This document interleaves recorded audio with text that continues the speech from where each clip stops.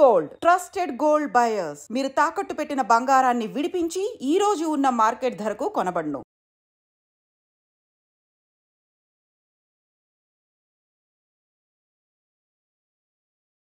Welcome to I dream. Operation Sindoor success తర్వాత భారత్ పాక్పై మరోసారి పోరాటం చేస్తున్నారు.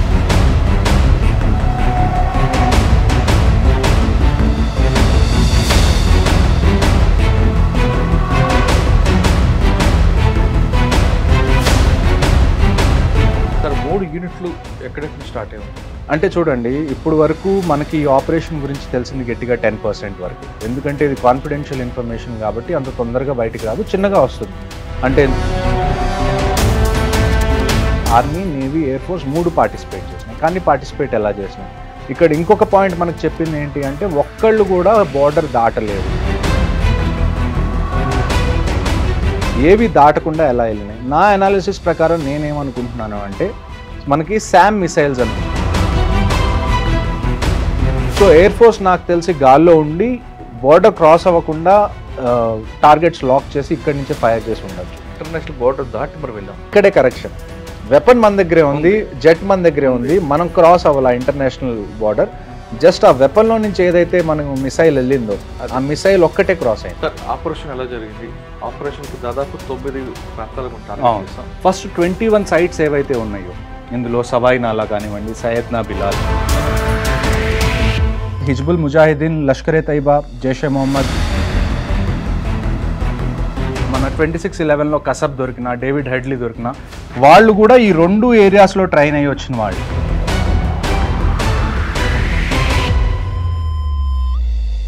Welcome to I dream. Operation Sindoor success తర్వాత భారత్ పాక్పై మరోసారి పోరాటం చేస్తుందా?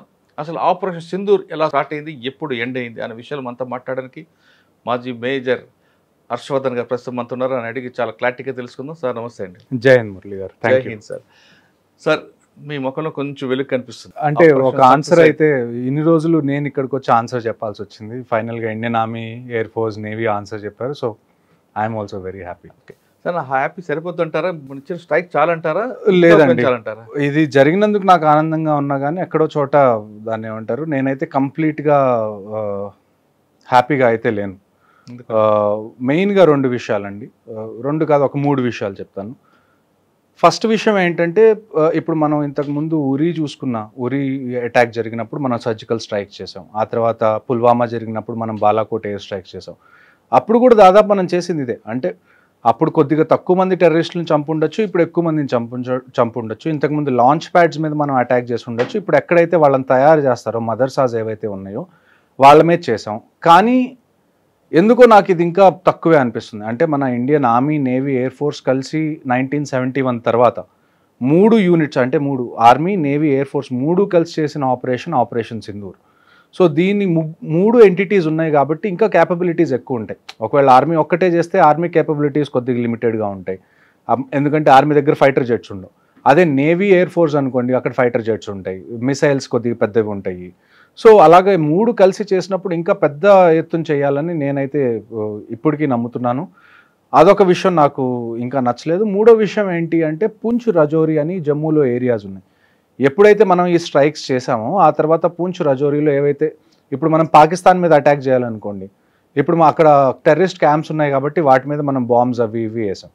అదే ఇండియాలో పాకిస్తాన్ అటాక్ చేయాలనుకోండి, ఇటువైపు ఏం టెర్రరిస్ట్ క్యాంప్స్ లేవు వాళ్ళు వేయడానికి. సో వాళ్ళు డైరెక్ట్గా సివిలియన్స్ని టార్గెట్ చేసి పూంచ్, రజౌరి ఏరియాలో కనీసం 15 మంది సివిలియన్స్ చనిపోయారు. ఒక రకంగా చూసుకుంటే అది మనం ఆ విషయంలో ఓడిపోయామన్న విషయాన్ని మనం గమనించాలి. ఎందుకంటే మొన్న పహల్గామ్లో 26 మంది చనిపోయారు, ఇవాళ సివిలియన్స్ 15 మంది చనిపోయారు. అంటే నేను ఇంతకు ముందు కూడా మీతో మాట్లాడినప్పుడు చెప్పాను, యుద్ధం లాంటిది ఏదైనా జరిగితే సివిలియన్స్ లైఫ్ కూడా థ్రెట్ ఉంటుంది అని.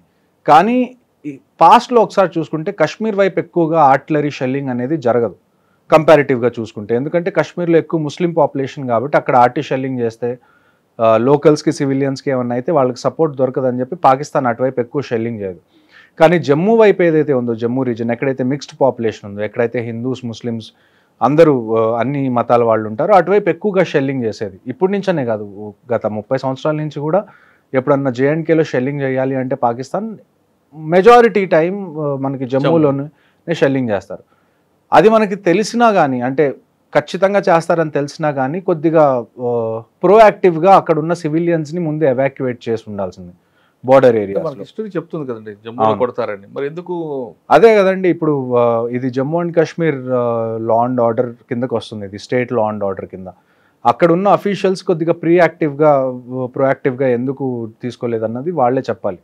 ఇది ఇప్పటికైనా మంచిదైంది, ఇప్పుడైతే వాళ్ళని ఎవాక్యువేట్ చేశారు మొత్తం, కానీ కొద్దిగా ముందు చేసుంటే ఆ 15 ప్రాణాలు కూడా మిగిలి ఉండేయని నా ఉద్దేశం. ఓకే సార్, ఒకసారి ఆపరేషన్కి వెళ్దామండి. అవును, ఆపరేషన్కి ఎప్పటి నుంచి ఎప్పుడా ఎదురు చూస్తుంటే ఫైన్ డే ఒకసారి ఆయన అవును. అంటే మనకి 7th మాక్ డ్రిల్స్ అని చెప్పి ఇక్కడ చెప్పి 6th 7th నైట్నే వాళ్ళు అక్కడ మాక్ డ్రిల్స్ చేయించారు వాళ్ళ చేత.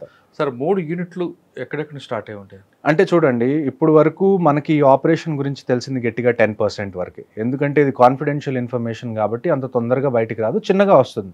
అంటే ఇంతకుముందు సర్జికల్ స్ట్రైక్స్ అయినప్పుడు కానివ్వండి, ఎయిర్ స్ట్రైక్స్ అయినప్పుడు కానీ వెంటనే ఏ విషయం బయటికి రాదు కాన్ఫిడెన్షియాలిటీ వల్ల.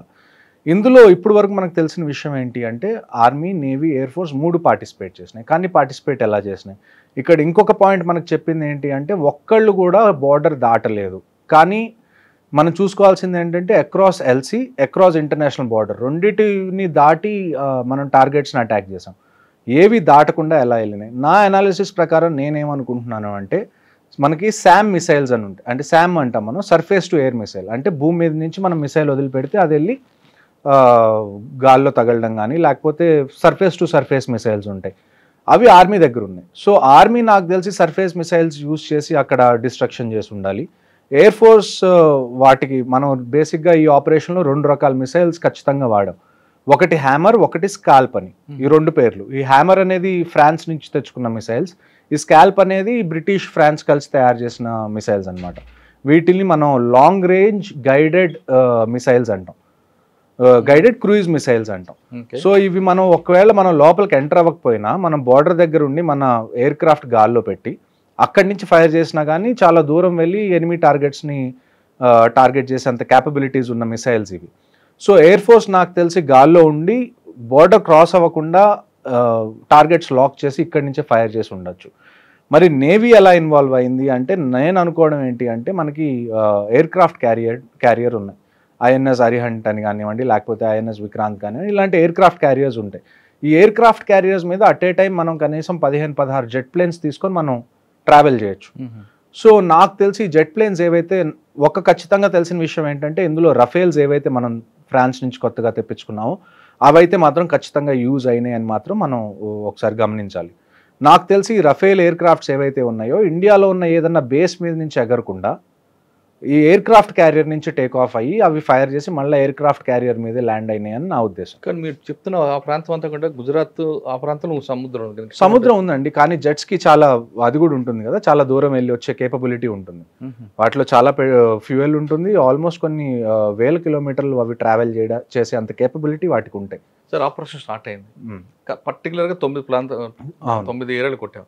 అక్కడ మన టార్గెట్ ఉండాలని ఎప్పటి నుంచో మనకు ఆల్రెడీ ఉందా, ఐడెంటిఫై చేసి ఉంచి ఉన్నాం? అవునండి, మనకి కంటిన్యూస్గా ఇంటెలిజెన్స్ ఇంటర్సెప్షన్స్ అనేవి కంటిన్యూస్గా వస్తాయి. మీరు ఆపరేషన్ని పర్టికులర్గా చూసుకుంటే మనం 1 గంట 5 నిమిషాలకి స్టార్ట్ చేసి 1:30 కల్లా మనం అవగొట్టాం. అంటే జస్ట్ 25 నిమిషాల్లో 9 లొకేషన్లో 24 స్ట్రైక్స్ మనం చేయగలిగిన క్యాపబిలిటీ మనది. అంటే ఒక అరగంటలో మనం ఎంత డ్యామేజ్ చేయగలిగామో మీరు చూడొచ్చు. నేను అందుకే చెప్తుంది ఐఎమ్ స్టిల్ నాట్ హ్యాపీ, ఎందుకంటే అరగంటలో ఇంత చేయగలిగిన క్యాపబిలిటీస్ మనకు ఉన్నప్పుడు ఇంకొద్దిగా ఎక్కువ చేయాల్సింది. ఎందుకంటే ఉట్టి టెర్రరిస్ట్ క్యాంప్స్ మీద మనం ఎన్ని రోజులని టార్గెట్ చేస్తాం. ఇక్కడ మనకున్న ఇంకొక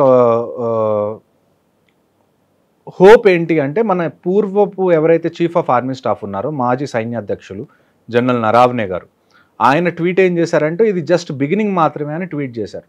ఆ ఆశ అయితే నాకు ఇంకా ఉంది, ఇది జస్ట్ ఫస్ట్ రౌండ్, ఇంకా రౌండ్స్ ఉంటాయని నేను కోరుకుంటున్నాను.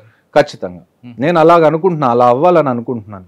సార్ 9 ప్రాంతాల్లో కొట్టారు కదా, 9 ప్రాంతాల్లో ఒక్కొక్క ప్రాంతం గురించి చెప్పగలరా? అంటే ఏ విధంగా వాళ్ళు? నేను వీటిని 2-3 రకాలుగా విభజిస్తాను మనకి కొద్దిగా ఈజీగా అర్థం చేసుకోవడానికి.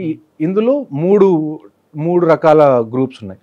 ఒకటి ఏంటంటే పాకిస్తాన్ ఆక్యుపైడ్ కాశ్మీర్ ఏదైతే ఉందో పిఓకేలో మెజారిటీ సైట్స్ మనం సెలెక్ట్ చేసుకున్నాం. ఎందుకంటే ఎవరైనా కాశ్మీర్లోకి ఎంటర్ అవ్వాలంటే ముందు పిఓకేలో ట్రైనింగ్ చేసి అక్కడి నుంచి ఈజీగా ఎంటర్ అవ్వచ్చు కాబట్టి పిఓకేలో ఎక్కువ లాంచ్ ప్యాడ్స్ మన టార్గెట్ పిఓకే. కానీ ఈసారి మనం ఇంకా గట్టిగా చేసిన విషయం, చాలా అప్రిషియేట్ చేయాల్సిన విషయం ఏంటి అంటే మనం ఇప్పటి వరకు ఎన్ని ఆపరేషన్స్ చేసినా మనం జస్ట్ ఎల్సీ ఒక్కటే దాటాం, line of control. International boundary అనేదాన్ని మనం ఎప్పుడు ఇంతకుముందు దాటలేదు. కానీ ఈసారి ఎస్పెషల్లీ ముజఫరాబాద్ అనే ప్లేస్, అబోటాబాద్ అని పాకిస్తాన్లో ఒక ప్లేస్ ఉంటుంది. ఆ అబోటాబాద్ 2 విషయాలకి చాలా ఫేమస్. ఒకటి ఏంటి అంటే ఇక్కడ మనకి ఇండియన్ మిలిటరీ అకాడమీ దెహ్రాదూన్లో ఎలాగుందో పాకిస్తాన్ మిలిటరీ అకాడమీ అబోటాబాద్లో ఉంది. అంటే అక్కడ ఉండే ఆర్మీ ఆఫీసర్స్ ఎవరైతే ఉంటారో అందరూ అక్కడే ట్రైన్ అవుతారు పాకిస్తాన్ మిలిటరీ అకాడమీలో. దాని పక్కనే దానికి కొద్ది దూరంలో ఒసామా బిన్ లాడెన్ ఎప్పుడైతే యుఎస్ వాళ్ళు చంపారో వాళ్ళు చంపింది కూడా అబోటాబాద్లోనే. సో పాకిస్తాన్ మిలిటరీ అకాడమీకి కొన్ని కిలోమీటర్ల దూరంలో ఒసామా బిన్ లాడెన్ కనీసం 4-5 సంవత్సరాలు దాక్కొని ఉన్నాడు, కానీ వాళ్ళకి తెలియదు అంటారు. విచ్ ఈజ్ కుదరదు, అలా కుదరదు. మీ మిలిటరీ అక్కడే కొట్టారు కాబట్టి. సో ఈ ముజఫరాబాద్ అనేది కూడా అబోటాబాద్కి జస్ట్ పక్కనే ఉంటుంది. ఈ 2 సిటీస్ కూడా మళ్ళీ ఇస్లామాబాద్కి చాలా దగ్గరగా ఉంటాయి. సో ఒక రకంగా మనం స్టేట్మెంట్ ఏమి ఇచ్చాము అంటే, మనం ఎల్సీ కానీ ఇంటర్నేషనల్ బౌండరీ కానీ క్రాస్ చేయకుండా మేము మిమ్మల్ని లోపలే టార్గెట్ చేయగలం అన్న ఒక సంకేతాన్ని అయితే పంపించాము మనం. And at the same time మీరు కొద్ది కిందకు వస్తే పంజాబ్, రాజస్థాన్ వైపు వస్తే మనకి మురీద్కి అని ఒకటి, ఆ తర్వాత బావల్పూర్ అని ఒకటి. ఈ 2 మనకి జైషే మొహమ్మద్ మళ్ళీ లష్కరే తయ్యబాది మెయిన్ ట్రైనింగ్ సెంటర్స్ ఏవైతే ఉన్నాయో ఆ 2 ఈ 2 ప్లేసెస్లో ఉన్నాయి. ఇవి కూడా కొద్దిగా పాకిస్తాన్లో ఇంటీరియర్స్లో ఉన్నాయి. దానితో కాశ్మీర్కి చాలా దూరంగా ఉన్నాయి ఇవి. ఒకవేళ మనం బావల్పూర్ చూసుకున్నాం అనుకోండి, బావల్పూర్లో మౌలానా మసూద్ అజర్ ఎవరైతే మన జైషే మొహమ్మద్ హెడ్ ఉన్నాడో అతని ఫ్యామిలీ ఆ కాంపౌండ్లోనే ఉంటారు. సో నిన్న మనకి తెలిసిన విషయం ఏంటంటే మసూద్ అజర్ ఫ్యామిలీలో 14 మందిని మనం చంపేశాం. ఇంకొక విషయం ఇక్కడ మనం గమనించాల్సింది ఏంటంటే ఆయన ఒట్టి మసూద్ అజర్ కాదు, మౌలానా మసూద్ అజర్. మౌలానా అంటే ఏంటండి, మదర్సాల్లో ఎవరైతే పాఠాలు చెప్తారో వాళ్ళని మౌలానా అంటారు, రిలీజియస్ టీచర్ బేసికలీ. సో ఎవరైతే టెర్రరిజంకి రిలీజియన్ లింక్ లేదని చెప్తారో వాళ్ళు నాకు దీనికి ఆన్సర్ చెప్పండి. మసూద్ అజర్ని మౌలానా అని ఎందుకు అంటారు? ఒక ఇస్లామిక్ టీచర్గా ఆయనకి ఎందుకు ఆ కితాబ్ ఇచ్చారు మౌలానా అని? ఇప్పుడు ఎన్నైతే మనం స్ట్రైక్ చేసామో అందులో మెజారిటీ మనం స్ట్రైక్ చేసింది మదర్సాస్ని, మస్జిద్స్ని. వాళ్ళు ఆ కవర్ని యూజ్ చేసుకొని టెర్రరిజం చేస్తున్నారు. మళ్ళీ మీరు వచ్చి దానికి రిలీజన్కి సంబంధం లేదంటే అది తప్పు, ఆ లాజిక్ కుదరట్లేదు. సో దానికి కూడా ఆన్సర్ చెప్పాలి. ఓకే, రెండో ఇంకా మీకు ఐడియా వచ్చిన చెప్పండి. ఇంకా ఈ అంటే 9 ప్లేస్లు కొట్టాం మనం, 9 ప్లేస్లో 2 చెప్తున్నారు. 9 ప్లేసెస్లో 3 చాలా మనకి ఇంపార్టెంట్. ఓకే, మిగతావన్నీ చిన్న చిన్న లాంచ్ ప్యాడ్స్, లేకపోతే ఇంతకు ముందు కూడా మనం అటాక్ చేసిన లాంచ్ ప్యాడ్స్, దగ్గరలో ఉన్న లాంచ్ ప్యాడ్స్ ఏవైతే పాకిస్తాన్ ఆక్యుపైడ్ కాశ్మీర్లో ఉన్నాయో. నేను చెప్పే 3 ఏవైతే ఉన్నాయో అవి పాకిస్తాన్లో ఉన్నాయి. పాకిస్తాన్ ఆక్యుపైడ్ కాశ్మీర్లో లేవు, కంప్లీట్ పాకిస్తాన్లో ఉన్నాయి. ఏది మనకి ఒక ముజఫరాబాద్ ఒకటి ఏదైతే ఇస్లామాబాద్కి దగ్గరలో ఉంటుంది, ఒకటి మురీద్కి, అది లాహోర్కి లాహోర్ అంటున్నా, అది కొద్దిగా పంజాబ్ పైన పఠాన్కోట్ దానికి చుట్టుపక్కల ఉంటుంది. అదే మళ్ళీ మనం బావల్పూర్ వచ్చామనుకోండి, అది ఆల్మోస్ట్ రాజస్థాన్ బార్డర్కి ఎదురుగా ఉంటుంది. సో అంత డీప్గా వెళ్ళి మనం కొన్ని చోట్ల టార్గెట్స్ అయితే 10-15 కిలోమీటర్ల దూరంలోనే ఉన్నాయి. అంటే మనం ఇండియాకి ఎక్కడ పాకిస్తాన్ ఎక్కడ బోర్డర్ ఉందో అన్ని ప్రాంతాల నుంచి కొట్టాం. అవును, ఈవెన్ పంజాబ్, రాజస్థాన్, గుజరాత్, జమ్మూ వరకు, శ్రీనగర్ వరకు, అవును, అన్ని బోర్డర్ నుంచి మనం అన్ని బోర్డర్లు ఒక్కసారి అటెంప్ట్ చేస్తాం. అవును. ఇందులో అన్నిటికన్నా గొప్ప విషయం ఏంటంటే ఈ బావల్పూర్ ఒకటి, ఈ మురీద్కి ఒకటి, ఇవి చాలా లోపల ఉన్నాయి. అంటే మన ఐబీకి ఇంటర్నేషనల్ బౌండరీకి అంత దగ్గరలో లేవు. కనీసం ఒక 50 కిలోమీటర్లు 60 కిలోమీటర్ల దూరంలో మన బావల్పూర్ ఉంది, కనీసం ఒక 30-40 కిలోమీటర్ల దూరంలో ఈ మురీద్కే ఉంది. ఇలాంటి టార్గెట్స్ని కూడా మనం ఆ కంట్రీలోకి ఎంటర్ అవ్వకుండా, ఎయిర్ స్పేస్లోకి ఎంటర్ అవ్వకుండా టార్గెట్ చేయడం అన్నది చాలా గొప్ప విషయం. దాన్ని మనం ఖచ్చితంగా అభినందించాలి. సార్ మనం బార్డర్ దాటి ఇంటర్నేషనల్ బార్డర్ దాటి మరి వెళ్ళాం అంటే ఇక్కడే కరెక్షన్. వెపన్ మన దగ్గరే ఉంది, జెట్ మన దగ్గరే ఉంది, మనం క్రాస్ అవ్వాలి ఇంటర్నేషనల్ బార్డర్. జస్ట్ ఆ వెపన్ లో నుంచి ఏదైతే మనం మిసైల్ వెళ్ళిందో ఆ మిసైల్ ఒక్కటే క్రాస్ అయింది, వెళ్ళింది. దానికి అబ్జెక్షన్ ఉంటుందా? అబ్జెక్షన్ అంటే ఇందులో ఇది జరిగిన వెంటనే నాకు నచ్చని విషయాలు ఇదొకటి. ఇండియన్ గవర్నమెంట్ వెంటనే స్టేట్మెంట్ రిలీజ్ చేసింది, మినిస్ట్రీ ఆఫ్ డిఫెన్స్, ఏమని, మేము చేసినవన్నీ precision strikes only on terrorist infrastructure which are దాన్ని ఏమంటారు, ఎస్కలేటరీ ఇన్ నేచర్ అని. అంటే వాళ్ళు చెప్పిన దాన్ని బట్టి ఏంటి అంటే ఏ బిల్డింగ్ ఉందో ఆ బిల్డింగ్ని చూసి ప్రిసైజ్గా ఆ బిల్డింగ్ మీదే మేము టార్గెట్ చేసాం. పాకిస్తాన్ ఆర్మీకి సంబంధించిన ఏ ఎలిమెంట్ని మేము టార్గెట్ చేయలేదు. దాని తర్వాత ఇది ఏదైతే మేము చేసామో దీన్ని మీరు అది చేయలేదు, పెద్ద విషయం చేయకూడదు, ఎందుకంటే మేము టెర్రరిస్ట్ని టార్గెట్ చేసాం, సివిలియన్స్ని కానీ పాకిస్తాన్ ఆర్మీని కానీ మేము టార్గెట్ చేయలేదు అని చెప్పి ముందు నుంచే మనం ఒక సంజాయిషి ఇచ్చుకున్నట్టు నాకు అనిపించింది. అది మీకు నచ్చలేదు? అది నాకు ఖచ్చితంగా నచ్చలేదు. మనం జస్ట్ ఒక స్టేట్మెంట్ ఇవ్వాల్సింది, పెహల్గామ్లో ఇది జరిగింది, దానికి జస్టిస్గా మేము ఇది చేస్తున్నాం, దానికి న్యాయం చేస్తున్నాం అని మేము చేసామని అంతవరకే చెప్పాల్సింది. ఆ తర్వాత అక్కడి నుంచి ఏమన్నా క్వశ్చన్లు వస్తే అప్పుడు మనం ఎక్స్ప్లెయిన్ చేస్తే ఒక అర్థం. ముందు నుంచే మనం ఎక్స్ప్లెయిన్ చేస్తే మనం ఎక్కడో లోవర్ హ్యాండ్లో ఉన్నట్టు, లేకపోతే దీన్ని పెద్దది అవ్వకుండా మనమే ఆపుతున్నట్టు ఒక సంకేతం లాగా వెళ్తుంది. అలా కాకుండా జస్ట్ మనం ఇది చేసేసాం అని చెప్పి కామ్గా ఉండాల్సింది. అటువైపు నుంచి ఏమన్నా క్వశ్చన్స్ వస్తే అప్పుడు మనం చెప్పాల్సింది. లెట్ దెమ్ ఆస్క్, అప్పుడు ఎక్స్ప్లెయిన్ చేయండి. మీరే ముందు ఎందుకు సెల్ఫ్ ఎక్స్ప్లెనేటరీ ఇస్తున్నారు? అంటే గవర్నమెంట్కి చెప్పే అంత పెద్దవాడిని కాదు, కానీ అట్ ద సేమ్ టైం చూడ్డానికి ఎలాగుంటుంది అంటే పర్సెప్షన్ పరంగా అది వీళ్ళు ఎందుకు ముందే సంజాయిషి చెప్పుకుంటున్నారు, తప్పేం చేయలేదు కదా. ఇప్పుడు ఇజ్రాయెల్ ఉంది, యుఎస్ ఉంది, వాళ్ళు వేరే కంట్రీస్లో అసాసినేషన్ చేస్తారు, జెట్ ప్లేన్స్ని పంపించి అక్కడ చంపుతారు, అక్కడ బాంబ్ చేస్తారు. వాళ్ళు ఇలాగ ఎక్స్ప్లెయిన్ చేసుకుంటూ వెళ్ళరు, మేము ఎందుకు చేసాం. వాళ్ళు మేము చేసామని చెప్తారు అంతే. ఆ తర్వాత ఎవరైనా క్వశ్చన్స్ అడిగితే అప్పుడు ఎక్స్ప్లెనేషన్ ఇస్తారు, అప్పుడు డీటెయిల్గా వెళ్తారు. మనం కూడా అలా వెళ్ళాల్సింది. అంటే పోనీ ఇది ఊరక పైకి అలాగా చూపించి మళ్ళీ సెకండ్ రౌండ్ ఉంటే నేను ఖచ్చితంగా ఆనందిస్తాను. సెకండ్ రౌండ్ ఉండదని మీరు ఎందుకు అనుకుంటారు? ఉండదు అంటే చూడండి, ఇప్పుడు పాకిస్తాన్ దగ్గర పోగొట్టుకోవడానికి ఏమీ లేదు. అదొక దాన్ని ఏమంటారు, అది అక్కడున్న మిలిటరీ లీడర్షిప్ ఏదైతే ఉందో వాళ్ళని ప్రామినెంట్గా ఉంచుకోవడం కోసం వాళ్ళు ఎంత దూరమైనా వెళ్తారు. వాళ్ళ దగ్గర ఎకానమీ లేదు, అది పాడైపోయిద్ది ఒకవేళ యుద్ధానికి వెళ్తే అన్న భయం వాళ్ళకి లేదు. ఎందుకంటే అక్కడ ఎకానమీ అనేది ఏం లేదు. లాస్ట్ పెహల్గామ్ అటాక్ దగ్గర నుంచి ఆల్మోస్ట్ 10,000 పాయింట్స్ వాళ్ళ సెన్సెక్స్ పడిపోయింది. అక్కడ నిత్యావసర వస్తువులు లేవు. ఇప్పుడు మనం ఇండస్ వాటర్ ట్రీటీ ఆపిన తర్వాత నీళ్ళు ఎలానో లేదు. సో వాళ్ళు పోగొట్టుకోవడానికి వాళ్ళ దగ్గర ఏమీ లేదు. సో ఆ సిచ్యువేషన్ని కూడా మనం ఒకసారి కన్సిడరేషన్లోకి తీసుకోవాలి. అంటే చచ్చిన పావం చంపకూడదు అన్నట్లు ఒక రకంగా అలా చెప్పచ్చు. కానీ పీఓకేని పూర్తిగా హ్యాండ్ ఓవర్ చేసుకుంటే అయిపోతుంది కదండి. పీఓకేని హ్యాండ్ ఓవర్ చేసుకోవాలన్నా కానీ మనం పాకిస్తాన్ ఆర్మీతో ఫైట్ చేయాలి. ఎందుకంటే పీఓకే ఏరియా ఏదైతే ఉందో అందులో పాకిస్తాన్ ఆర్మీ ఫుల్ ప్రెజెన్స్ ఉంది వాటికి కూడా. సో తీసుకోవచ్చా తీసుకోకూడదా అని అడిగితే ఖచ్చితంగా మనం తీసుకోవచ్చు. ఆ కేపబిలిటీ కూడా మనకుంది. నేను ఇందాక మీకు చెప్పినట్టు ఇవాళ జరిగింది నాకు తెలిసి ఇండియన్ ఆర్మర్డ్ ఫోర్సెస్ కేపబిలిటీలో గట్టిగా 1% కూడా మనం యూస్ చేయలేదు. 1% యూస్ చేయలేకపోతేనే మనం 25 నిమిషాల్లో ఇంత చేయగలిగాం. అదే మనం ఫుల్ కేపబిలిటీస్ వాడితే పీఓకే తీసుకోవడం పెద్ద విషయం కాదు మనకి. కానీ అది తీసుకునే ముందు మనం దాని నుంచి కాన్సిక్వెన్సెస్ ఏముంటాయి, వాటికి రెడీగా మనం ఉన్నామా అన్న విషయాన్ని మన గవర్నమెంట్కి అనిపిస్తే then we will go ahead. Sir, ఆపరేషన్కి వెళ్ళే ముందు అన్ని డిపార్ట్మెంట్ కూడా ముందు అలర్ట్ చేస్తారట కదా?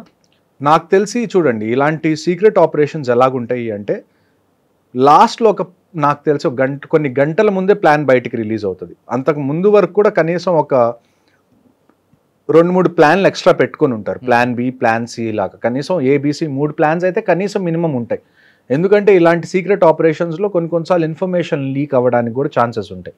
ఒకవేళ ఇన్ఫర్మేషన్ లీక్ అయింది అనుకోండి, మనం ముందు నుంచే అనుకున్న ఆపరేషన్ మనం అప్పుడు తలపెడితే వాళ్ళు ఆల్రెడీ రెడీగా ఉంటారు, ఇన్ఫర్మేషన్ లీక్ అయింది కాబట్టి. సో ఇలాంటి ఆపరేషన్స్ ఎలాగుంటాయంటే మనం ముందే ఒక 3-4 ఆప్షన్స్ రెడీగా పెట్టుకుంటాం. అందులో లాస్ట్లో కొన్ని గంటలు మిగిలిందన్నగానే ఏ ఆపరేషన్ అనేది ఫైనల్ అవుతుందో అప్పుడు చెప్తారు. దాన్ని బట్టి అప్పటి వరకు అందరూ ప్రాక్టీస్ చేస్తూ ఉంటారు. ఒకసారి ఫైనల్ ఆర్డర్స్ వచ్చిన తర్వాత వాళ్ళు ఏదైతే ఆపరేషన్ని ఫైనల్ చేశారో దాన్ని వాళ్ళు కంప్లీట్ చేస్తారు. ఆపరేషన్ ఫైనలైజ్ అయిన తర్వాత ఆపరేషన్ స్టార్టింగ్ ఎంత టైం ఉంటుంది మధ్యలో? నాకు తెలిసి ఇలాంటి సీక్రెట్ ఆపరేషన్స్కి హార్డ్లీ 2 hours కన్నా నాకు తెలిసి ఎక్కువ టైం ఉండదండి. ఒకేసారి మొత్తం ఇన్ని రకాలుగా ఈ యాంగిల్లో కొట్టాలంటే దానికి ఎంత ప్లాన్ ఉండాలి. దానికి తోడు కరెక్ట్గా ఇది జరిగే కొన్ని నిమిషాల ముందే ఇండియన్ ఆర్మీ కూడా ఇన్స్టాగ్రామ్లో పోస్ట్ పెట్టింది, వి విల్ ఫైండ్ యూ అని. సో ఫస్ట్ మనం ఒక ఇండికేషన్ ఇచ్చాం, మేము మిమ్మల్ని ఎక్కడ దాక్కున్నా కనిపెడతాము అని. ఆ కనిపెట్టి మరీ కొట్టారు, చెప్పి మరీ చేసినట్టు ఒక రకంగా. అక్కడి నుంచి మళ్ళీ రిటాలియేషన్ కూడా మనకు వస్తుంది ఈ పూంచ్ రజౌరీలో. సార్, ఆపరేషన్ ఎలా జరిగింది? ఆపరేషన్ కి దాదాపు 9 ప్రాంతాలకు టార్గెట్ చేసాం. ఏ బేస్ నుంచి ఎక్కడ వెళ్ళాం, ఎలా చేసుకోవచ్చు అని ఒకసారి ఎక్స్ప్లెయిన్ చూడండి. మొత్తం ఇక్కడ ఇంకొక పేరు ఒకటి ఉంది, బావల్పూర్ అని. ఓకే, ఇది ఉంది చూసారా, బావల్పూర్. ఇది 21st నేమ్. సో మొత్తం నాకు తెలిసి ఇప్పుడు వరకు ఉన్న మన ఇన్ఫర్మేషన్ ప్రకారం ఫస్ట్ 21 సైట్స్ ఏవైతే ఉన్నాయో ఇందులో సవాయి నాలా కానివ్వండి, సయ్యద్నా బిలాల్, మస్కరే అక్సా, చేలాబందీ, అబ్దుల్లా బిన్ మసూద్, దులాయి, గడి హబీబుల్లా, బట్రాసి, బాలాకోట్ మనకి ఐడియా ఉండాలి, ఇంతకు ముందు కూడా మనం చేసాం. సో ఇవన్నీ ఆల్మోస్ట్ ఎక్కడైతే మనం ఇంతకు ముందు పుల్వామా అప్పుడు చేసిన ఎయిర్ స్ట్రైక్స్ అప్పుడు చేసిన ఏరియా అది. సో ఏవైతే మెయిన్గా ఎక్కడైతే టెర్రరిస్ట్ ఇన్ఫ్రాస్ట్రక్చర్ ఉందని మనకు తెలుసో అవన్నిటిని మనం ముందే మన దగ్గర ఉన్న ఇన్ఫర్మేషన్ ఇంటెలిజెన్స్ని బట్టి రఫ్గా ఒక 21 నేమ్స్ మనం షార్ట్ లిస్ట్ చేశారు ఇండియన్ గవర్నమెంట్.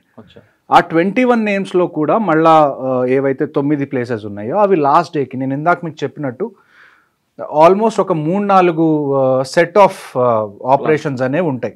అందులో లాస్ట్ 2 hours 1 hour ఎప్పుడైతే మిగిలి ఉంటుందో ఆ టైంలోనే లాస్ట్లో ఎక్కడైతే మనం ప్లాన్ చేసి అటాక్ చేయాలనుకుంటున్నాం ఆ పేర్లు బయటకు వస్తాయి. సార్ 21 షార్ట్ లిస్ట్ అయినాయి. అందులో మళ్ళీ షార్ట్ లిస్ట్ అయ్యి ఫైనల్ గా 21 అయితే ఉన్నాయి. ఇప్పుడు మనకి 21 అయితే ఐడెంటిఫైడ్ మనం కొట్టాం.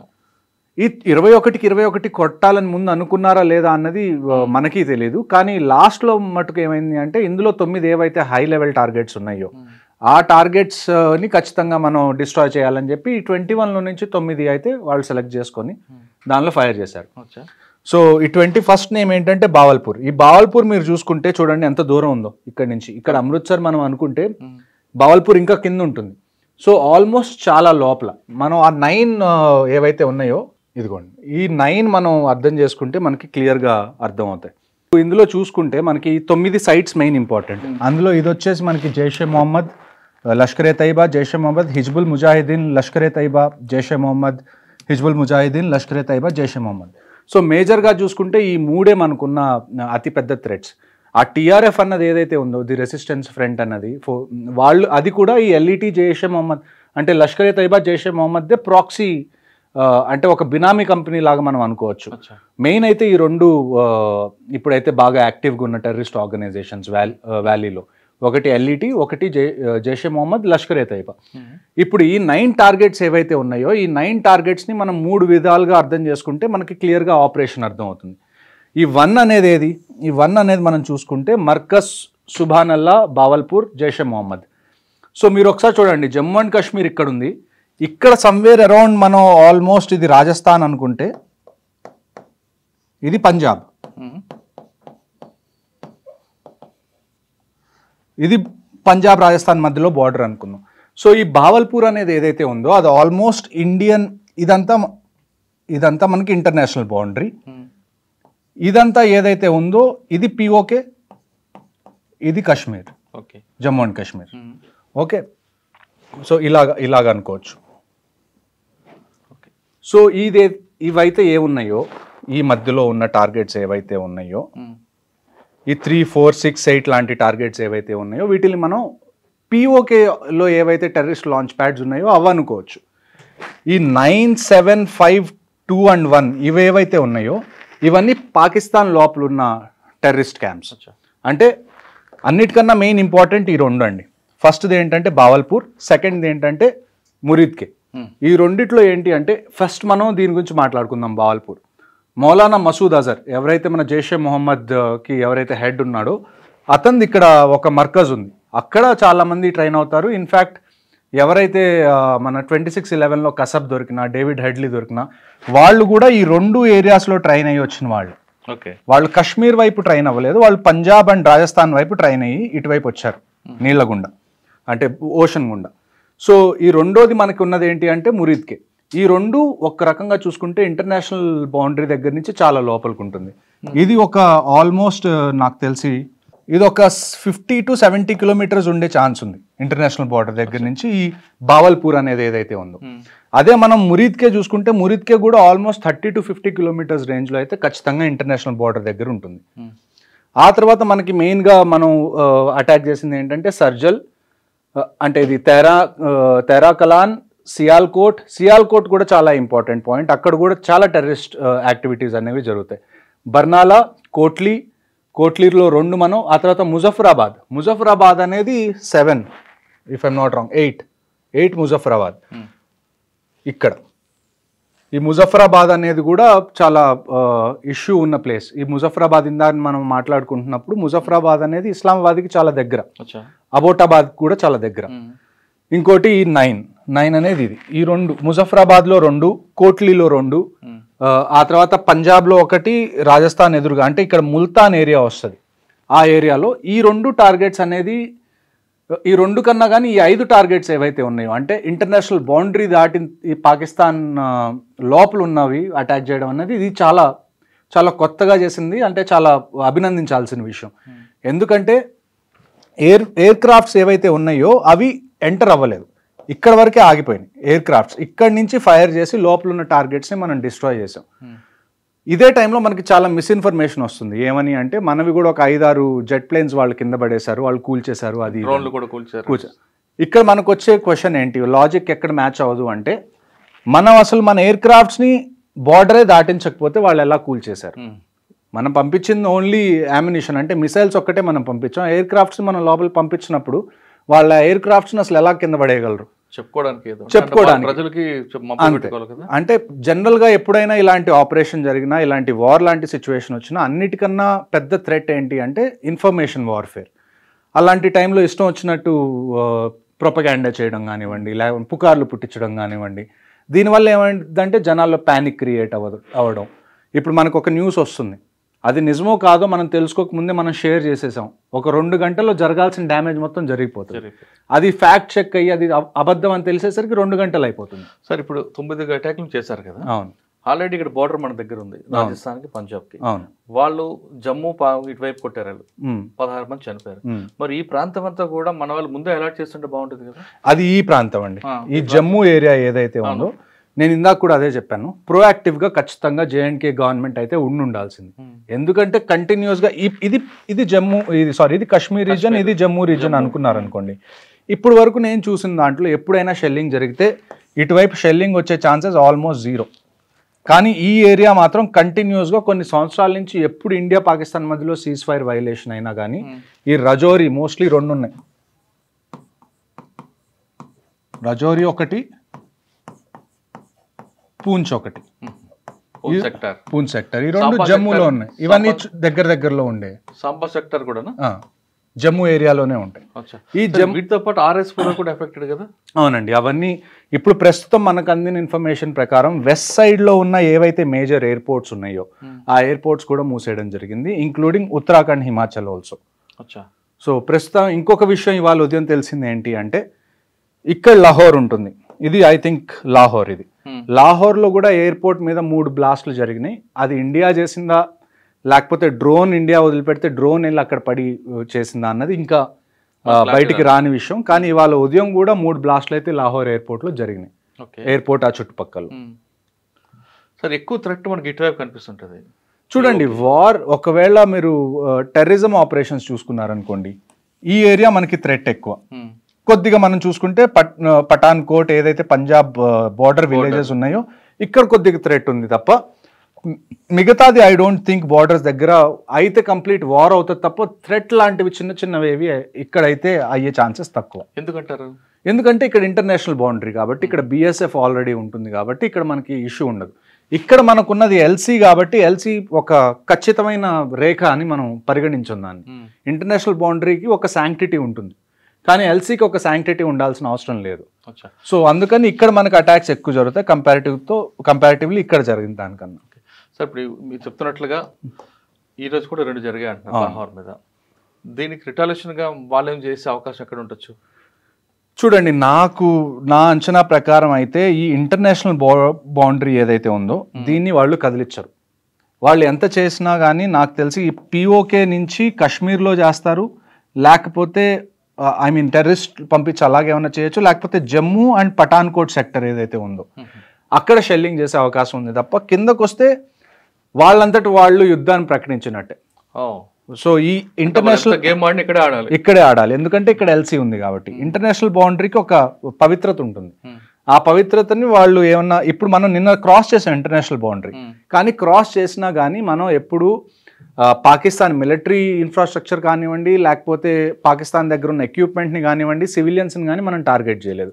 మనం ఓన్లీ టార్గెట్ చేసింది జస్ట్ టెర్రరిస్ట్ క్యాంప్స్ ఏవైతే ఉన్నాయో వాటిని టార్గెట్ చేశాం. కాబట్టి ఒక రకంగా చూసుకుంటే ఆ ఇంటర్నేషనల్ బౌండరీకి ఉన్న పవిత్రతని మనం నిలబెట్టాం, డిస్టర్బ్ చేయకుండా వీలైనంత తక్కువ చేయగలిగినంత మనం చేసాం. కానీ వాళ్ళు ఒకవేళ కనుక ఇంటర్నేషనల్ బౌండరీ క్రాస్ చేశారనుకోండి, లేకపోతే క్రాస్ చేయడానికి ట్రై చేస్తే మాత్రం ఖచ్చితంగా మన వైపు నుంచి కూడా రిటాలియేషన్ ఉంటుంది గట్టిగా. సార్ ఇదంతా ఒక పార్ట్ పెట్టండి, అసలు ఆ రోజు ఈ విధంగా వచ్చారు, లోపలికి వెళ్ళి వచ్చారు వాళ్ళు? చూడండి, అది మీరు ఒకసారి POK ఏరియా ఏదైతే ఉందో ఇక్కడ మనకి కంటిన్యూస్గా terrorist launch pods, terrorist training centres అనేవి ఎప్పటి నుంచో ఉన్నాయి. ఇప్పుడు బాలాకోట్ ఎయిర్ స్ట్రైక్ జరిగినప్పుడు కూడా ఇక్కడ ఉన్నవే మనం అన్ని డ్యామేజ్ చేసాం, కానీ వెంటనే మళ్ళీ పుట్టుకొచ్చినాయి పుట్టుకొడుగుల్లాగా. సో ఇక్కడి నుంచి వాళ్ళు కాశ్మీర్లోకి పాసెస్ ఉంటాయి, కొన్నిసార్లు నదుల్లో నుంచి వస్తారు, కొన్నిసార్లు కొన్నిసార్లు Caves ఉంటాయి, మంచు పడడం వల్ల tunnels. టన్నల్స్ ఉంటాయి. మంచు పడడం వల్ల ఫెన్సింగ్ ఏదైతే ఉంటుందో ఫెన్సింగ్ కూలిపోవడం కానివ్వండి, దాని మీద నుంచి ఎక్కి రావడం కొద్దిగా ఈజీ అవుతుంది. పాసెస్ కొన్ని తెరుచుకుంటాయి. వింటర్ పాసెస్ ఏవైతే మూసెస్ ఉన్నాయో సమ్మర్ స్టార్ట్ అవగానే అవి ఓపెన్ అవుతాయి. సో అటువైపు నుంచి వచ్చి వాళ్ళు ముందే ఏదైతే ఫారెస్ట్ ఉందో ఆ ఫారెస్ట్లో వాళ్ళు ముందే దాక్కున్నారు. ఆ ఫారెస్ట్లో దాక్కొని అక్కడి నుంచి పహల్గామ్లో అటాక్ జరిగిందని చెప్పి నాకు తెలిసిన ప్యాటర్న్. సార్ వీళ్ళకి లోకల్ వాళ్ళు సపోర్ట్ చేశారనేది వాస్తవం అంటారా? ఖచ్చితంగా ఉందండి. ఇప్పుడు ఇంకొక విషయం ఏం జరిగిందంటే రీసెంట్గా వీళ్ళకి ఎవరైతే లాజిస్టిక్స్ ప్రొవైడ్ చేశారో, పహల్గామ్ అటాక్ చేసిన వాళ్ళకి ఎవరైతే లాజిస్టిక్స్ ప్రొవైడ్ చేశారో ఒక వ్యక్తి వాళ్ళకి తిండి పెట్టడం కానీ, వాళ్ళు ఉండడానికి ఏరియా ఇవ్వడం కానీ, అతన్ని ఆర్మీ పట్టుకోవడానికి వెళ్తే అతను తప్పించుకుందామని చెప్పి నదిలో దూకి ట్రై చేస్తే చనిపోయాడు. సో లోకల్స్ది ఖచ్చితంగా ఇందులో ప్రమేయం ఉంది. అందుకే ఈ ఇన్సిడెంట్ జరిగిన వెంటనే 1500 మంది ఆన్ గ్రౌండ్ వర్కర్స్ని Indian Army, Jammu and Kashmir police arrest చేసి వాళ్ళని ఇంట్రాగేట్ చేసిన తర్వాత వచ్చిన న్యూస్ని బట్టి అతన్ని పట్టుకోవడానికి వెళ్ళారు. ఓకే సార్, ఇదంతా ఒక పార్ట్ అండి. కానీ పహల్గామ్లో చేసిన అటాక్ ఆ నలుగురు ఎప్పుడు దొరుకుతారండి? ఆ నలుగురు కదా ఇంపార్టెంట్. చూడండి, ఇప్పుడు మీరు మొక్కలు పీకేయడం కన్నా కానీ దాన్ని ఏవైతే వేర్లు ఆకులు తుంచడం కన్నా వేర్లు నుంచి బయటికి పెకిలించి తీయడం కరెక్ట్ అప్రోచ్ అని నా ఉద్దేశం. ఈ నలుగురు ఖచ్చితంగా దొరుకుతారు. వీళ్ళు ఎక్కువ టైం పట్టదు. ఈ రోజుకి నాకు తెలిసి 2 వారాలు అవుతుంది మన అటాక్ అయ్యి. నాకు తెలిసి ఈ మంత్ అయిపోయే లోపల, మే అయిపోయే లోపల ఆ నలుగురిలో కనీసం 2 అయినా చనిపోతారని చెప్పి నేను ఖచ్చితంగా చెప్పగలను. సార్ వాళ్ళకు బాగా కరడు కట్టిన వాళ్ళు టెర్రరిస్టులు కాబట్టి వాళ్ళు 3-4 days అయినా ఫుడ్ లేకుండా ఉండిపోతారు ఈ ప్రాంతంలో అనేది. కరుడు కట్టిన టెర్రరిస్ట్ కన్నా కూడా అందులో ఒక్కడెవరైతే ఉన్నాడో హాషిమ్ మూసా అని, అతను పాకిస్తాన్ పారా కమాండో, ఇంతకుముందు ఆర్మీ నుంచి తను రిటైర్ అయిపోయి తను టెర్రరిజంలో చేరాడు. సో మెయిన్ మనం పట్టుకోవాల్సిన వాళ్ళు ఎవరన్నా ఉన్నారు అంటే దట్ షుడ్ బి మూసా. ఎందుకంటే అతన్ని పట్టుకుంటే అతని దగ్గర ఉన్న క్రెడిబుల్ ఇన్ఫర్మేషన్ ఏదైతే ఉందో, అంటే తను పాకిస్తాన్ ఆర్మీలో ఇంతకుముందు చేశాడు అని తెలిస్తే దాన్ని మనం యూఎన్ దాకా ఎస్కలేట్ చేయొచ్చు. సో అందుకని చెప్పి వీళ్ళని పట్టుకోవడం చాలా ఇంపార్టెంట్. నాకు తెలిసి ఇండియన్ ఆర్మీ, జేఎండ్కే పోలీస్ ఖచ్చితంగా పనిలో ఉంటారు. ఈ పనిలో ప్రతి చోట నుంచి ఇన్ఫర్మేషన్ గ్యాదర్ చేసి వాళ్ళని పట్టుకోవడానికి నాకు తెలిసి ఈ మంత్ ఎండ్ లోపల కనీసం 2 అయితే వాళ్ళు చనిపోతారని నేను షూర్గా చెప్పగలను. ఓకే సార్, ఫైనల్గా చెప్పండి, ఈ ఇష్యూ జరుగుతుంది, ఇది ఇప్పుడు ఆగేది కాదు, కానీ ప్రజల వైపు నుంచి ఏం సహకారం కావాలండి? ప్రజల వైపు నుంచి సహకారం ఎలాగుంటుందంటే అండి, ఇప్పుడు ఫర్ ఎగ్జాంపుల్ పోలీసు, ఆర్మీ కాకుండా ప్రతి పౌరుడు, ప్రతి జాబ్ అనేది చాలా ఇంపార్టెంట్. ఈ టైంలో వార్ జరిగినప్పుడు ఫర్ ఎగ్జాంపుల్ ఇప్పుడు మనం మాక్ డ్రిల్స్ గురించి మాట్లాడుకున్నాం. 7వ తారీఖు మనం మాక్ డ్రిల్ చేయాలి అని అనుకున్నాం. ఒకవేళ నిజంగా ఇక్కడ ఒక పాకిస్తానీ ఫైటర్ జెట్ వచ్చి హైదరాబాద్ మీద బాంబు వేయాలని అనుకుంది, ఇందులో అందరికన్నా పెద్ద పాత్ర ఎవరిది ఉంటుందో తెలుసా అండి? Line man. ఒక ఎలక్ట్రిసిటీ డిపార్ట్మెంట్లో లైన్ మెన్ ఎవరు ఉంటారో, లేకపోతే సబ్ స్టేషన్లో ఎవరైతే ఈ ఎలక్ట్రిసిటీ మొత్తాన్ని మేనేజ్ చేస్తున్నారో వాళ్ళ మీద కూడా చాలా ప్రెషర్ ఉంటుంది, వాళ్ళ మీద కూడా ఒక బాధ్యత ఉంటుంది. ఒకవేళ ఎయిర్ ఫోర్స్ ఫైటర్ జెట్స్ వస్తున్నాయి అనుకోండి, మొత్తం బ్లాక్అవుట్ చేయాలి. అంటే లైట్స్ ఏమీ కనపడకూడదు. మీకు మాక్ డ్రిల్లో రీసెంట్గా మీరు చూసుంటారు, లైట్స్ అన్ని ఆపుకొని ఇంట్లోనే ఉండాలి అని. అలాంటి టైంలో ఒక లైన్ మ్యాన్కో లేకపోతే ఒక సబ్ స్టేషన్ ఎవరైతే చూసుకుంటున్నారో వాళ్ళకి ఒక ఐడియా ఉండాలి, ఎప్పుడు మనం లైట్స్ అన్ని ఆపేయాలి. వస్తుందని ఎలా తెలుస్తుంది? అది గవర్నమెంట్ నుంచి వీళ్ళకి ఇన్ఫర్మేషన్ వస్తుంది, పోలీస్ నుంచి ఇన్ఫర్మేషన్ వస్తుంది. సో ప్రతి మనిషి వాళ్ళ పనులు ఏవైతే, ఇప్పుడు కొన్ని లైన్స్ అంటాం మనం, లైన్ ఆఫ్ కమ్యూనికేషన్ అంటాం. లైన్ ఆఫ్ కమ్యూనికేషన్లో మనకి ఏమొస్తాయి? రోడ్స్ వస్తాయి, రైల్వే ట్రాక్స్ వస్తాయి, ఎలక్ట్రిసిటీ వైర్స్ వస్తాయి, ఫోన్ వైర్స్ వస్తాయి. ఆ తర్వాత మనకి గ్యాస్ కానీ లేకపోతే ఆయిల్ పైప్ లైన్స్ ఉంటాయి, అవి వస్తాయి. ఆ తర్వాత మనందరం ఇంటర్నెట్ వాడుతున్నాం, ఆప్టికల్ ఫైబర్ కేబుల్ వేసి ఉంటుంది గ్రౌండ్ లోపల. ఇవన్నీ చాలా ఇంపార్టెంట్. సో వీటిల్లో ఏది డ్యామేజ్ అయినా కానీ అవి రిపేర్ అయిపోయే లోపల లేకపోతే వాటిని మళ్ళీ కొత్తది ఇన్స్టాల్ చేయడానికి చాలా టైం పడుతుంది. సో ఎవరైతే గ్రౌండ్ మీద ఉంటున్నారో ఈ వైటల్ ఏవైతే ఉన్నాయో, రోడ్స్ కానివ్వండి, రైల్వేస్ కానివ్వండి, లేకపోతే ఎలక్ట్రిసిటీ వైర్స్ కానివ్వండి, పైప్ లైన్స్ కానివ్వండి, వాటర్ సప్లై కానివ్వండి, ఇలాంటివన్నీ ఏమి డ్యామేజ్ అవ్వకుండా, ఒకవేళ డ్యామేజ్ అవుతున్నా ఎవరన్నా చేస్తున్నా దాన్ని వెంటనే అధికారుల దృష్టికి తీసుకెళ్లడం ప్రతి సివిలియన్ చేయాల్సిన పని. ఇందులోనే ఇంకొక గొప్ప విషయం వచ్చేది ఏంటి అంటే ఎన్సీసీ కెడెట్స్. మన దగ్గరున్న యూత్లో అందరికన్నా most disciplined and trained force ఏదన్నా ఉంది అంటే అది national cadet core. NCC cadets కూడా ఏం చేస్తారంటే ఒకవేళ వార్ వచ్చింది అనుకోండి, ఇక్కడ నుంచి చాలామంది ఫ్రంట్ లైన్స్కి వెళ్ళిపోతారు, పోలీసులు కూడా చాలా విషయాల్లో బిజీ అయిపోతారు. అలాంటి టైంలో రోడ్ మేనేజ్మెంట్ కానివ్వండి, ట్రాఫిక్ మేనేజ్మెంట్ కానివ్వండి, ఎక్కడన్నా పోలీసులు కూడా ఎక్స్ట్రా మ్యాన్ పవర్ కావాలనుకోండి, అలాంటి టైంలో ఎన్సీసీ కెడెట్స్ కూడా పోలీసులకి హెల్ప్ చేస్తారు, లా అండ్ ఆర్డర్కి హెల్ప్ చేస్తారు. వాళ్ళతో పాటు భారత్ స్కౌట్ కూడా ఉంది కదా. అవును, వాళ్ళు కూడా వస్తారు. కాకపోతే ఎన్సీసీ ఏంటంటే ఆర్మీతో చాలా క్లోజ్గా ట్రైన్ చేస్తుంది కాబట్టి వాళ్ళకి కొన్ని విషయాలు ఎన్ఎస్ఎస్ కానివ్వండి లేకపోతే స్కౌట్స్ అండ్ గైడ్స్ కానీ వాళ్ళకి తెలియనివి వీళ్ళకి తెలిసే అవకాశం ఎక్కువ ఉంటుంది. అంటే వాళ్ళకు రోడ్డు మీదకి వచ్చి ఖచ్చితంగా అండి ప్రతి ఒక్కళ్ళు రావాల్సిన అవసరం వస్తుంది ఒకవేళ నిజంగా కనుక వార్ వస్తే. సార్ వాళ్ళిద్దరు కాకుండా ఆ రెండు ఏజెన్సీస్ కాకుండా సివిల్ అన్న కామన్ మ్యాన్ కూడా ఏం చేయాలండి? కామన్ మ్యాన్ అదే కదండి, ఇప్పుడు మీరు ఇంటి దగ్గర ఉన్నారు, మీ ఇంటి దగ్గర ఎవరో ఒక రోడ్డు మీద గుంత తవ్వుతున్నారు చాలా పెద్దది, అటువైపు నుంచి ఇప్పుడు హైదరాబాద్ సికింద్రాబాద్లో కూడా మనకి కంటోన్మెంట్స్ ఉన్నాయి. రేపు వార్ అయితే ఇక్కడి నుంచి ఎక్విప్మెంట్ తీసుకొని వీళ్ళు కూడా వెళ్తారు కదా, అలా వెళ్ళేటప్పుడు మధ్యలో ఎవరైనా రోడ్డుకి గుంతలు తవ్వుతున్నారా వాళ్ళ మూవ్మెంట్ ఆపడానికి, లేకపోతే రైల్వే ట్రాక్స్ ఏమైనా డిస్టర్బ్ చేయడానికి ట్రై చేస్తున్నారు, ఇలాంటివి మీకు కనపడినప్పుడు మీ బాధ్యత ఏంటి అంటే వెంటనే అధికారులకు చెప్పడం. ఇక్కడ ఎవరన్నా వచ్చి రోడ్ల మీద అనవసరంగా గుంతలు తవ్వుతున్నారు, ఆర్మీ కాన్వాయ్ వెళ్తుంటే. ఇంకొక విషయం ఏంటి అంటే అన్నిటికన్నా చాలా ఇంపార్టెంట్ విషయం మిలిటరీ ఆపరేషన్స్లో సీక్రసీ, కాన్ఫిడెన్షియాలిటీ. అది ఎప్పుడు పోతుంది అంటే ఇక్కడి నుంచి మనం ఎక్విప్మెంట్ తీసుకొని వెళ్తున్నప్పుడు దాని ఫోటోలు తీయడం, వీడియోలు తీయడం, దాన్ని పోస్ట్ చేయడం, దీనివల్ల ఏమవుతుంది అంటే ఎనిమీకి తెలిసిపోతుంది మనం ఏమేమి ఎక్విప్మెంట్ తీసుకొని వస్తున్నాం, ఎంతమంది వస్తున్నాం అని ఒక రఫ్గా ఒక ఐడియా వస్తుంది, దానికి ప్రిపేర్ అయ్యి ఉంటాడు. సో మనం చేయాల్సింది ఏంటంటే సివిలియన్స్గా మీరు ఒకవేళ ఆర్మీ కాన్వాయ్ వెళ్తూ కనపడింది, మీరు జస్ట్ సెల్యూట్ చేయడమో లేకపోతే వాళ్ళకు ఒక వాటర్ బాటిల్ ఇవ్వడమో లేకపోతే ఒక చాయ్ ఒక ఫ్లాస్క్లో పోసి ఇవ్వడం తప్ప ఒక వీడియో తీసి నేను దాన్ని సోషల్ మీడియాలో పెడతాను అంటే మాత్రం దాన్ని అది ఒక మంచి విషయం కాదని చెప్పి చాలా మంది సెల్ఫీలు తీసుకొని పెడుతుంటారు. సెల్ఫీలు తీసుకోను లేకపోతే రోడ్ మీద అలా వెళ్తుంటే వీడియో తీసి ఇండియన్ ఆర్మీకి సెల్యూట్ చేస్తున్నట్టు పెట్టిన ఇవన్నీ మాకు అర్థం అవుతుంది. మీరు చాలా మనకు తెలియకుండానే నేరం తప్పు చేస్తున్నాం. మీకు ప్రేమ ఉంది, అది మీరు చూపించుకోవాలనుకుంటున్నారు, అందులో తప్పు లేదు. కానీ కొద్దిగా సెక్యూరిటీ పారామీటర్స్ ఏవైతే ఉంటాయో అవి కూడా దృష్టిలో పెట్టుకొని మీరు ఆన్లైన్ ఏం పోస్ట్ చేస్తున్నా కానీ 1-2 సార్లు ఆలోచించి పోస్ట్ చేయాలని నా మనవి. ఓకే, ఫైనల్గా ఇంకోసారి చెప్పండి, ఇప్పుడు జరిగిన ఆపరేషన్ ఎక్కడో ఆగిపోతుందా లేదా అంతం కాదు ఆరంభం అయింది? నన్ను అడిగితే ఆగకూడదండి, ఆగకూడదు. ఎందుకు అంటే ఇంతకుముందు మనం ఉరి జరిగినప్పుడు కూడా మనం సర్జికల్ స్ట్రైక్స్ చేసాం, టెర్రరిస్ట్నే చంపాం. ఆ తర్వాత పుల్వామా జరిగింది, బాలాకోట్ ఎయిర్ స్ట్రైక్స్ చేసాం, మనం టెర్రరిస్ట్నే చంపాం. ఇప్పుడు మళ్ళీ ఇది పహల్గామ్ అయింది, మళ్ళీ మనం అటాక్ చేస్తున్నాం, టెర్రరిస్ట్నే చంపుతున్నాం. జస్ట్ టెర్రరిస్ట్ని చంపినంత మాత్రాన ఈ ప్రాబ్లంకి పర్మనెంట్ సొల్యూషన్ అనేది రాదు. మనం 2 విషయాలు ఇండియా ఖచ్చితంగా చేయాల్సింది ఏంటి అంటే ఫస్ట్ విషయం పాకిస్తాన్లో పాకిస్తాన్ ఆర్మీ కన్నా పాకిస్తాన్ గవర్నమెంట్ని ఎలా పవర్ఫుల్ చేయాలి. ఎందుకంటే మీరు ఇప్పుడు ఇండియాలో కూడా ఆర్మీ, నేవీ, ఎయిర్ ఫోర్స్ ఉన్నాయి అండ్ వీఆర్ పవర్ఫుల్. కానీ మేము ఏ రోజన్నా గవర్నమెంట్కి అగేన్స్ట్కి వెళ్ళాం. ఎందుకంటే ఇక్కడ ఉన్న గవర్నమెంట్ ప్రజల చేత ఎన్నుకోబడిన గవర్నమెంట్. అంటే మాకు ఆ గవర్నమెంట్ నుంచి ఏమొస్తున్నా ఆర్డర్స్ అది ఇండైరెక్ట్గా ప్రజల నుంచి వస్తున్నట్టే, అంతే కదా. సో మేము దాన్ని లెక్క చేయకుండా ఉంటే మేము ఈ జనాల్ని లెక్క చేయనట్టు అర్థం.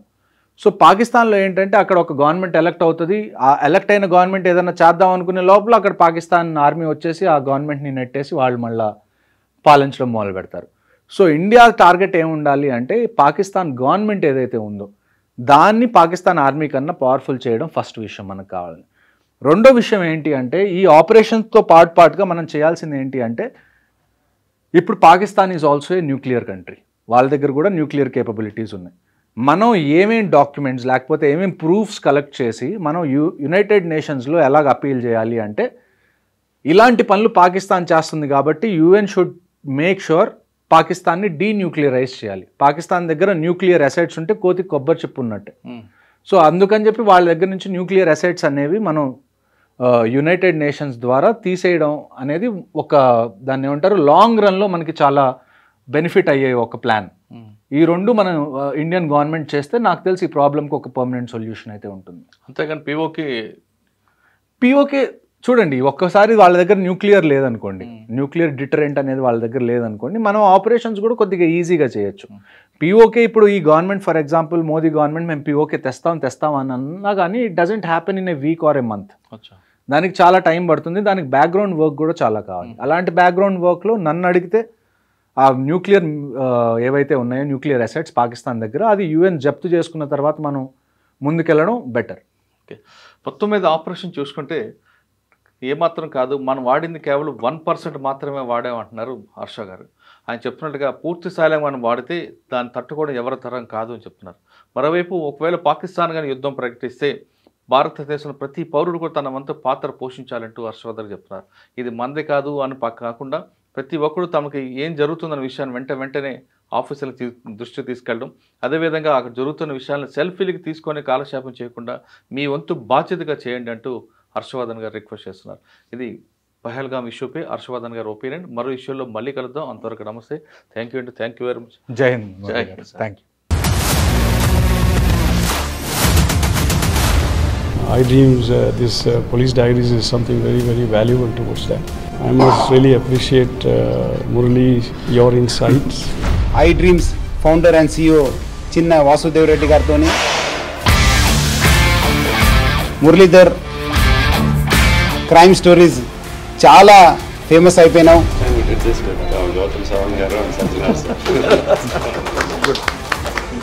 Well done. Congratulate him for doing so well, and I congratulate him, his boss also, for doing so well.